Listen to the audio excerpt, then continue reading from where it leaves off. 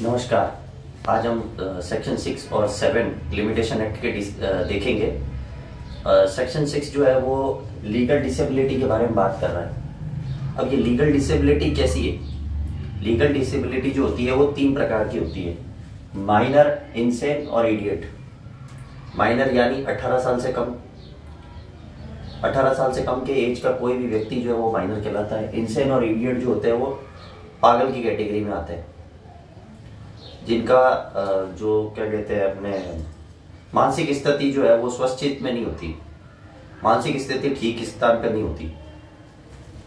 अब जो है ये इस प्रोविजन को लाने का कारण क्या है, ऑब्जेक्टिव क्या है, सबसे पहले हमें ये जानना होगा। एक जनरल बात है कि अगर आप सही स्थिति में नहीं हो या आप माइनर हो, एक हिसाब से हम देखते हैं कि आप माइनर हो और कोर्ट के अंदर केस जो है वो एक मेजर पर्सन लगा सकता है और राइट आपका वायलेट हो गया। अब आपको केस तो लगाना है पर आप 18 साल के हो, 18 साल से नीचे के। तो जो लॉ बनाने वाले थे उन्होंने ये सोचा कि अगर कोई पर्सन जो है उसका राइट टू डिफेंड जो है वो वायलेट ना हो जाए, अगर या वो राइट टू सू जो है वो वायलेट ना हो जाए, तो अगर उसका राइट को प्रोटेक्ट करना था तो उसको लिमिटेशन एक्ट के अंदर प्रोवाइड किया गया। फिर अगर कोई केस लगा नहीं पा रहा है अपने राइट को प्रोटेक्ट करने के लिए और बाद में उस राइट को वो बचा नहीं पाता और उससे उसको नुकसान हो जाता है कि वो सिर्फ सूट जो है वो लगा नहीं सका या सूट को डिफेंड नहीं कर सका, तो ये उसके जो फंडामेंटल राइट्स का वायलेशन हो जाता। इसीलिए इस प्रोविजन का ऑब्जेक्ट वहां से रिलेटेड है। इसका कहने का मतलब ये है कि भाई जो लॉ है वो प्रोवाइड कर रहा है बेनिफिट, जो अनफिट पर्सन है, अनफिट पर्सन को प्रोवाइड कर रहा है कि वो अपने सूट को, राइट टू सू को बचाए और डिफेंड, जो राइट टू डिफेंड जो उनका राइट है, फंडामेंटल राइट, उसको बचा सके, उसके लिए। अब ये देखना होगा कि इसका जो है वो बेरेक्ट क्या कह रहा है। बेरेक्ट क्या कह रहा है? सबसे पहले first clause, where a person is entitled to institute a suit, मतलब यहां पर उस व्यक्ति की बात होगी जो सूट इंस्टीट्यूट कर सकता है, जो एंटाइटल है, जो सूट लाने के लिए एंटाइटल है, और make application for execution of decree, या वो पर्सन जो कि एंटाइटल है एग्जीक्यूशन की डिक्री के लिए एप्लीकेशन लगाने। अगर वो एग्जीक्यूशन की डिक्री की एप्लीकेशन लगा सकता है तो वही पर्सन जो है वो इस सेक्शन के अंदर गवर्न हो रहे। उसके बाद आगे क्या है? At the time from which prescribed period is reckoned, जब से प्रिस्क्राइब्ड पीरियड जो है वो गणना होनी शुरू होनी थी, उसकी गिनती होनी शुरू थी, उसी बीच जो है वो डिसेबिलिटी आ गई। और डिसेबिलिटी कैसी है? Minor, insane, idiot. इस बेरेक्ट में गए माइनर, इनसेन और idiot, he may institute the suit after the application within the same period after disability has ceased. Disability जब सीज होगी उससे वो एप्लीकेशन लगा सकते हैं। जिस दिन डिसेबिलिटी सीज हुई उस दिन से वो एप्लीकेशन लगा सकते हैं, सर मुझे सूट फाइल करना है, मुझे इंस्टीट्यूट करना है सूट, मुझे एप्लीकेशन फाइल करनी है एग्जीक्यूशन की। इसको हम जो एक एग्जांपल से समझते हैं। ए है और बी दो पर्सन थे, दोस्त थे। ए ने लोन प्रोवाइड किया 1 लाख रुपए का, बी ने मांगा भाई मुझे कुछ जरूरत है, आप मेरे फ्रेंड हो इसलिए आप मुझे थोड़ा पैसा जरूरत है, आप मुझे दो। ए ने बोला ठीक है मैं 1 लाख रुपए देता हूं, तू मुझे जो है वो 1 जनवरी 2024 को वो पैसा वापस दे देना, ठीक है। अब वो जो है वो उसी बीच उसने पैसे तो दिए थे 2-3 साल पहले, और उसी बीच जो है वो ए जो है जिसने पैसे दिए हैं वो हो जाता है पागल, लीगली डिसेबल हो जाता है वो, इनसेन, 1 जनवरी 2023 को। अब कॉज ऑफ एक्शन कब अराइज हो रहा है भाई? 1 जनवरी 2024 को। अब क्या होगा कि ये डिसेबिलिटी जो है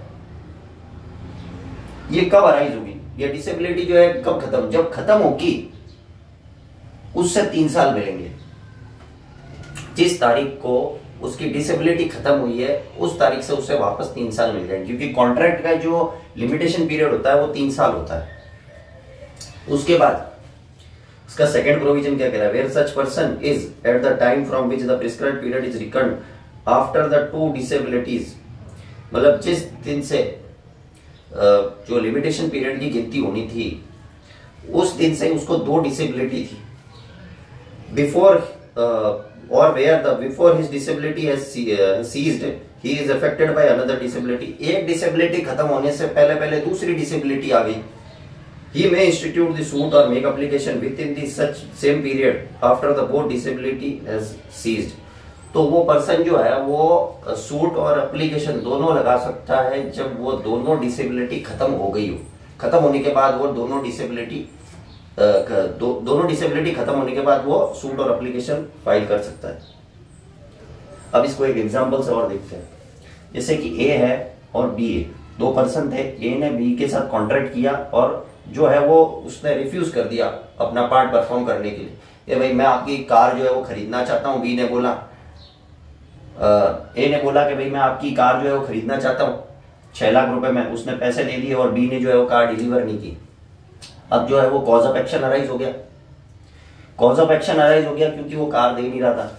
उसी बीच जो है वो क्या होता है कि जो ए था वो माइनर था। वो 17 साल का था। अब उसकी मेजोरिटी क्या है, वो जब 18 का होगा 1 साल बाद। अब वो जो मेजर तो होने वाला था पर मेजर होने से 1 महीने पहले जो है उसे पागलपन का दौरा पड़ गया और वो पागल हो गया। अब 18 का होने पे तो उसकी माइनॉरिटी वाली डिसेबिलिटी तो खत्म हो गई, पर उसके खत्म होने से पहले पहले दूसरी जो है वो पागलपन जो इंसेनिटी है वो उसको आ गई। अब जब तक वो इंसेनिटी खत्म होगी, मान लो उसकी इंसेनिटी खत्म होती है 1 जनवरी 2028 को, तो 1 जनवरी 2028 से उसको 3 साल मिल जाएंगे सूट फाइल करने के लिए। ये सेक्शन जो है वो बोल रहा है। उसके बाद जो है वो 3rd सबसेक्शन कह रहा है where the disability continue up to the death of that person his legal representative may institute a suit और make the application within the same period after the death. मतलब जो disability थी कोई, जैसे इसको एक एग्जांपल से इसको भी देखते। ए और बी पर्सन थे, इनके बीच में कॉन्ट्रैक्ट हुआ वगैरह और 1 जनवरी 2024 को कॉज ऑफ एक्शन अराइज हो गया। अब क्या होता है, इसका लिमिटेशन पीरियड कहां तक था हिसाब से देखा जाए जनरल प्रोविजन को देखते हुए कि भाई 2027 1 जनवरी 2027 को लिमिटेशन पीरियड खत्म हो जाएगा उसका। अब क्या है कि 1 जनवरी 2023 को जो है वो इंसेनिटी हो गई थी ए को, वो पागल हो गया था और उसी पागलपन के दौरे के अंदर या जो भी पागलपन का जो उसके साथ चल रहा था उसी में उसकी डेथ हो गई। 1 जनवरी 2024 को ही डेथ हो गई उसकी। अब उसका सन जो है सी वो same cause of action same period के अंदर ही जो है वो लेके आ सकता है, क्योंकि सन तो है ना, सन को इंसेनिटी तो नहीं है।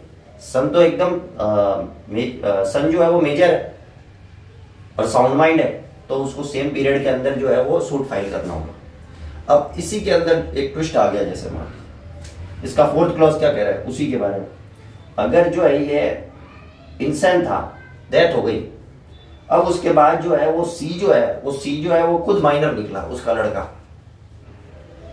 भाई वो 30 साल का था, उसने कॉन्ट्रैक्ट किया, मान लीजिए वो पागल हो गया, उस पागलपन के दौरे के अंदर जो है वो उसकी मृत्यु हो गई और उसका सन जो था वो 15 साल का था। तो वो 15 साल का था मान लीजिए, तो वो 15 साल तो वो कर नहीं सकता केस। तो वो जब मेजर होगा, और मेजर कब होगा, वो 1 जनवरी 2023 को मान लीजिए वो मेजर होगा, तो उसके बाद जो है वो लिमिटेशन पीरियड स्टार्ट होगा उसका। उसके बाद 5th क्लॉज कह रहा है where a person under the disability dies after the disability cease. मतलब जो पर्सन डिसेबिलिटी में था वो मरा पर डिसेबिलिटी खत्म हो चुकी थी। मतलब इंसेन आदमी था, मान लीजिए कोई ए जो पर्सन था वो इंसेन था और उसकी इंसेनिटी खत्म हो गई और वो एकदम सही साउंड माइंड हो गया, एकदम साउंड माइंड हो गया और उसके बाद उसकी डेथ होती है। तो अब जो कॉज ऑफ एक्शन अराइज हुआ है वो उसकी इंसेनिटी खत्म होने के बाद हुआ है। और एक बार जब लिमिटेशन पीरियड स्टार्ट हो जाता है तो फिर वो रुकता नहीं है। ये जनरल रूल है लिमिटेशन का। अब जो उसका जो लीगल रिप्रेजेंटेटिव है, अब चाहे वो माइनर हो या चाहे वो मेजर हो, उसे सूट जो है वो उसी कॉज ऑफ एक्शन से जो लिमिटेशन पीरियड स्टार्ट हुआ है उसी के लिमिटेशन पीरियड में रहते हुए ही लाना पड़ेगा। इसका एक्सप्लेनेशन क्या कह रहा है, for the purpose of this section minor include a child in home.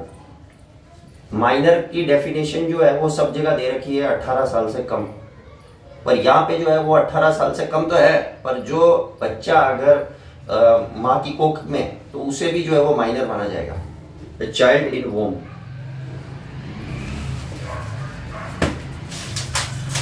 अब लीगल रिप्रेजेंटेटिव जो है वो, लीगल रिप्रेजेंटेटिव जो दे रखा है उसकी डेफिनेशन वो दे रखी है सीपीसी के सेक्शन 211 के अंदर, 2 क्लॉज 11 के अंदर दे रखी है, हम उसको रेफर करेंगे बाद।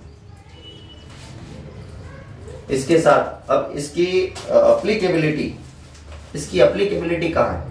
इसकी अप्लीकेबिलिटी सिर्फ सूट और एप्लीकेशन पे होगी, और एप्लीकेशन भी कौन सी?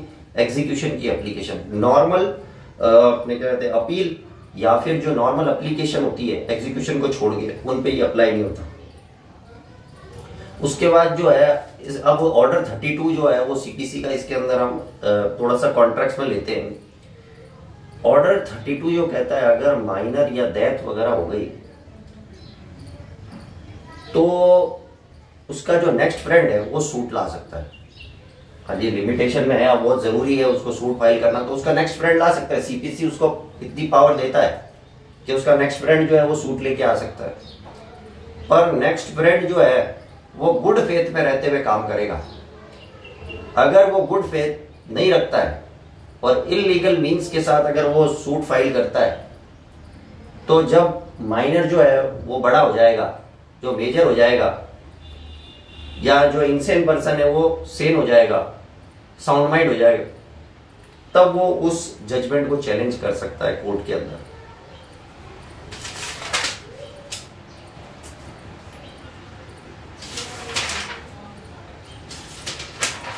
अब सेक्शन 7 जो है वो किस बारे में बात कर रहा है? सेक्शन 7 जो है वो बात कर रहा है disability of one of several person.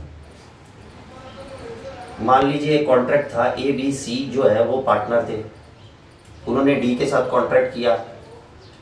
अब उसमें क्या होता है कि ए बी सी जो होता है उसमें जो सी है वो माइनर होता है, वो माइनर होता है।